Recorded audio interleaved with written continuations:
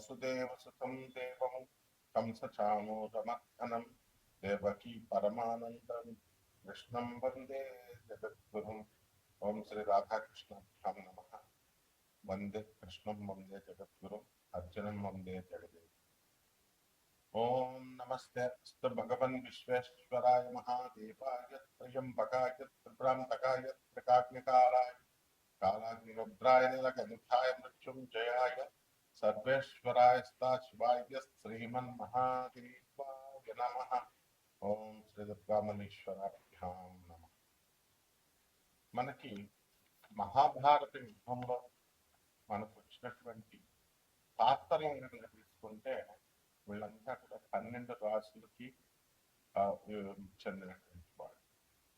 అలాగే ఈ 27 నక్షత్రాల్లో వీళ్ళందరూ కూడా పుట్టడం, అలాగే మనం కూడా ఆ 27 నక్షత్రాలనే పుడతాం అనుకునేదా సరే సరే. సో ఆ బైఫర్కేషన్ అనేటటువంటి దశ అగ్రిగేట్ చేసి పెట్టారు. వీళ్ళు ఈ నక్షత్రాల్లో పుట్టినటువంటి వాళ్ళు, ఈ పాదాల్లో పుట్టినటువంటి వాళ్ళు, అలాగే ఈ రాసుల్లో పుట్టినటువంటి వాళ్ళు. దాన్ని బట్టి మీకే అర్థమైపోతుంది మీరు ఏ రాశి వాళ్ళు ఏ నక్షత్రంలో పుట్టారో ఆ లక్షణాలను బట్టి. అందువల్లనే ఈ మైథాలజీలో, హిందూ మైథాలజీలో మన మహాభారత ఎపిక్లో మనకి ఉన్నటువంటి పాత్రలను కనుక వాళ్ళు ఏర్కొనేటటువంటి విధానాన్ని బట్టి కౌరవ పార్టీలో ఉండాలా, పాండవుల పార్టీలో ఉండాలా, అట్లా దాన్ని బట్టి మీకు మీరు ఏ రాశిలో పుట్టారో ఆ రాశిని మీరు చక్కగా అంచనా వేసుకొని ముందుకెళ్ళచ్చు. ముందుగా మనకి మహాభారత యుద్ధం మనం చూసాం, కురుక్షేత్ర మహాయుద్ధం. దీంట్లో దుర్యోధనుడు మనం తీసుకున్నాం. అతని యొక్క ఆర్మీ ఎంత ఉందంటే అతని సైన్యం 11 అక్షౌహిణుల సైన్యం అన్నమాట. సో ఇది చాలా మ్యాసివ్ అన్నమాట. ఇది మామూలుగా ఉండదు. అండ్ ఈ యొక్క బ్యాటిల్ డివిజన్ లో పాండవులకి 7 అక్షౌహిణుల సైన్యం. మరి మన కౌరవులకి మనం దుర్యోధనుడి దగ్గరికి వచ్చేసరికి ఇతనికి ఎంతమంది అంటే 100 మంది సోదరులు. మొత్తం కౌరవులు 101 మంది. ఆ 101 మందిలో ఒకడు యుయుత్సవ అనేటటువంటి ఆయన పాండవుల పక్షానికి వెళ్ళిపోతాడు. ఇక మిగతా 100 దుస్సాహసులు, మిగతా తమ్ముళ్ళంతా కూడా దుర్యోధనుడితోనే ఉంటారు. సో ఈ విధంగా ఆయన భీష్మ పితామహుడు ముఖ్యంగా మనం తీసుకున్నప్పుడు ఈయన గ్రాండ్ ఫాదర్ వాళ్ళకి మరి ఆయన ఏం చేశాడంటే లాయల్టీ అవనండి, ప్రేమ అవనండి, ఆ యొక్క హస్తినాపురం మీద ఉన్నటువంటి ఈ యొక్క ప్రేమతో ఆయన ఏం చేశాడంటే ఈ యొక్క కౌరవుల మీదే కౌరవ పార్టీ మీద ఉండడం చేశాడు.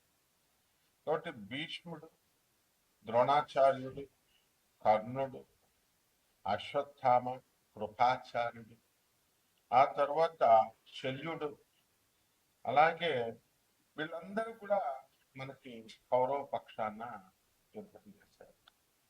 అలాగే ట్రస్టెడ్ అడ్వైజర్స్ అండ్ ఈ రిలేటివ్స్ మనం తీసుకున్నప్పుడు శకుని దుర్యోధనుని యొక్క మామ, అలాగే దుస్సాహసుడు మనకు తెలిసిందే. భాగదత్తుడు అని ఒక ఆయన ఉన్నాడు. ఈయన ఏంటంటే ప్రాగ్జ్యోతిష్పురం అంటే ఉన్నటువంటి అస్సాం, మనం కామాఖ్య టెంపుల్ అంటాం కదా, అక్కడ ఆ దేశానికి రాజు అనమాట. మోడర్న్ డే అస్సాం చెందినటువంటి వాడు. సో ఈ డివాస్టేటింగ్ ఎలిఫెంట్ డివిజన్ ఆయన చేశాడు. అలాగే జయద్రథుడు సింధు రాజ్యం, ఆ తర్వాత దుర్యోధనుడి యొక్క ప్రధానంగా అన్నమాట అతను భావం. అలాగే కృతవర్మ, వీళ్ళందరూ కూడా నారాయణీ సేనని తీసుకొచ్చాడు. శ్రీకృష్ణ పరమాత్మ తనతో సమానమైనటువంటి నారాయణీ సేన కొన్ని కోట్ల మంది ఉంటారు. మరి వాళ్ళని ఒకవైపు నేను ఒక్కడనే కూర్చుంటాను, నేనేమి యుద్ధం చేయను, సామాన్యంగా మామూలు కూర్చుంటాను అన్నాడు. సో ఈ నారాయణి సేనను కూడా వీళ్ళకి అందరికీ కూడా ఈ కృతవర్మ తీసుకొచ్చాడు. యాదవ జనరల్ అనమాట. ఆయన వెరీ పవర్ఫుల్ ఆర్మీ అది. సో అలాగే భూరిశ్రవుడు, ఇతను మొత్తము చాలా డీప్ గా ఆ ఈ యొక్క స్కిల్డ్ ఫీల్డ్స్ అన్నమాట ఇతను. మరి అటువంటి ఆయన ఈ యొక్క పాండవులతో ఎప్పుడు కూడా లింగరింగ్ రైవల్రీ ఉండేది. అందువలన అతను చేయడము ఇవంతా కూడా జరిగిందనమాట.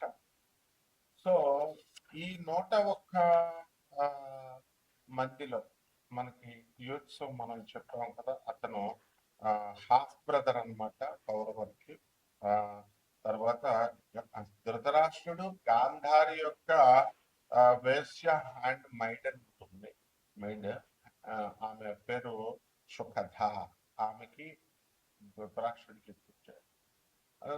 దుర్యోధనుడు గాంధారి కడుపులో ఉన్నప్పుడు ఎంతకాలానికి, ఎవరైనా ఒక 9 నెలలు ఉంటారు, ఎంతకాలానికి రాడనమాట కడుపులో నుంచి.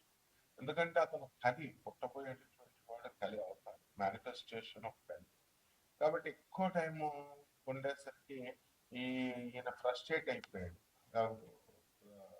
ధృతరాష్ట్రుడు. ఏమైనా సరే నాకు ఇల్లీగల్ హెయిర్ కావాలి, నాకు సంతానం కావాలా అని చెప్పేసి వెళ్ళి మేడ్తో కలుస్తాడు అనమాట, సంగమిస్తాడు. అక్కడి నుంచి పుట్టిందే యుత్సుడు. తర్వాత కీచకుడు కూడా మనకి ఈ యొక్క దుర్యోధనుడి పార్టీలో ఉండడం జరిగింది. ఆ విధంగా గాంధారి, ధృతరాష్ట్రుడు, వీళ్ళందరూ విదురుడు. ఈ విదురుడు మనకి బయలాజికల్ సన్ అనమాట వ్యాస మహర్షికి. తర్వాత అంబిక అనేటటువంటి క్వీన్ కి ఆమె ఆమె maiden, had maiden to the queen Ambika.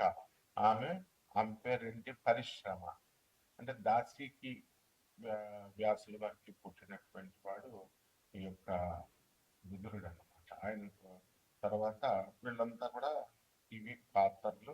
లేకపోతే మనకి వచ్చేసరికి పాండవుల్లో మనకు తెలుసు అభిమన్యుడు. కాబట్టి ఉప పాండవులు ఉన్నారు మనకి, ద్రౌపదికి పుట్టినటువంటి వాళ్ళు. అండ్ ఈ అత్యంత దురదృష్టవంతురాలైనటువంటి గాంధారి ఏంటంటే కెటాస్ట్రాఫిక్ లాస్ జరిగింది ఆమెకి. 100 మంది కుమారులు మరణించడం అన్నమాట. అలాగే అర్జునుడు, అభిమన్యుడు, పాండవులు, యుధిష్ఠరుడు, తర్వాత ధర్మరాజు మనకు తెలిసిందే, యుధిష్ఠుడు అంటారు, భీముడు, నకులుడు, తర్వాత సహదేవుడు, అర్జునుడు, వీళ్ళంతా కూడా పాండవులు. మరి వీళ్ళకి సహాయం చేస్తూ మనకి చాలా మంది మరి ఈ యొక్క దుష్టద్యుమ్నుడు, ద్రుపద మహారాజు యొక్క కుమారుడు దుష్టద్యుమ్నుడు కమాండర్ ఇన్ చీఫ్ ఆఫ్ అన్నమాట ఆయన మొత్తం పాండవ ఆర్మీ కూడా. అలాగే భీముల కుమారుడైనటువంటి ఘటోత్కచుడు, సాత్యకి, ద్రుపద మహారాజు, విరాట్ మహారాజు, యుత్సుడు, వీళ్ళంతా కూడా పాండవుల వైపు పోరాడారు అనమాట. సో ఈ యొక్క పోరాటంలో ధర్మము అనేటటువంటిది గెలవాలి. ఇది శ్రీకృష్ణ పరమాత్మ యొక్క నిశ్చయం. అసలు దుర్యోధనుడి యొక్క జననం ఎందుకు జరిగిందని అంటే, దుర్యోధనుడు సెంట్రల్ యాంటాగనిస్ట్ అనమాట ఆయన. అలాగే ఆ ఫేస్ ఆఫ్ అధర్మాకి, అన్రైటియస్నెస్ కి అతను మారుతి. ఈయన దగ్గర ఉన్నటువంటి లక్షణం ఏంటంటే జలస్నెస్ బాగా ఎక్కువ, ఫ్యూయల్డ్ బై అన్చెక్డ్ జలస్నెస్. చాలా జలస్నెస్, గ్రీడ్, దురాశ అనమాట, అండ్ ఈగో ఎక్కువ. అండ్ కాన్స్టెంట్ గా ఈ యొక్క పాండవుల్ని చంపాలి అనేటటువంటి అసాసినేషన్ అటెంప్ట్స్ చేస్తూనే ఉన్నాడు కంటిన్యూస్ గా. సో అలాగే ఈ యొక్క కాంప్రమైజ్ అవ్వాలని ఆయన సంధి అని అంటే ఈ రిఫ్యూజ్ కాంప్రమైజ్ అనమాట. ఆ విధంగా అల్టిమేట్ గా ఏమైంది, డివాస్టింగ్ కురుక్షేత్ర వారిని తీసుకురావడము ఇతని యొక్క ఉద్దేశం అల్టిమేట్ గా. సో ఇతను ఎందువలన అలా చేస్తాడు అని అంటే, ఈ యొక్క శ్రీకృష్ణ పరమాత్మ మరి ఈ యొక్క ఆయన మీదకి జరాసంధుడు మరి కంసుడిని చంపాడు కదా, కంసుడు ఆయన అల్లుడు అనమాట, జరాసంధుడి అల్లుడు. అందువల్ల శ్రీకృష్ణ పరమాత్మ మీద 17 సార్లు బలరాముడి మీదకి వచ్చినప్పుడు కృష్ణుడు కావాలనే మొత్తం ఆ సైన్యాన్ని అంతటిని చంపేసి ఆ జరాసంధుని మాత్రం కావాలని వదిలేశాడు. ఆయన ప్లాన్ ఏంటంటే మొత్తము ఎవరెవరైతే రాక్షసులు ఇంకా ఉన్నారో ఈ ఈవిల్ మైండెడ్ వాళ్ళందరినీ తీసుకొస్తాడు వీడి సైన్యం కింద. అప్పుడు మళ్ళీ వాళ్ళందరినీ తుదముట్టిద్దాం. ఇది శ్రీకృష్ణ పరమాత్మ యొక్క ప్లాన్.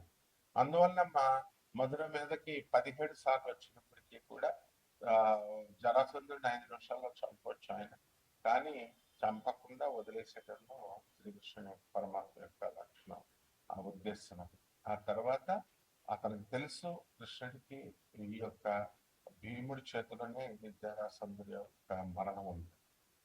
కాబట్టి ఈ విధంగా మనకి ఈ యొక్క యుద్ధాలు అనేటటువంటివి జరిగింది.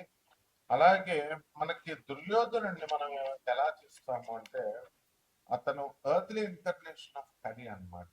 భూమి మీద పుట్టినటువంటి వాడు ఏంటి కలి పురుషుడు. కాబట్టి ఈ పర్సానిఫికేషన్ ఆఫ్ ది కలియుగ, కలియుగానికి మారిపోయిన అతను మారు రూపం. అంటే ఇక్కడ ఏంటంటే age of darkness and wise ఉంటుంది, అండ్ ఇక్కడ అజ్ఞానము ఎక్కువగా ఉంటుంది అనమాట. కలియుగంలో ఎవరు చెప్పిన మాట తెలియదు, ఎవరి మాట ఎవరు తెలియదు.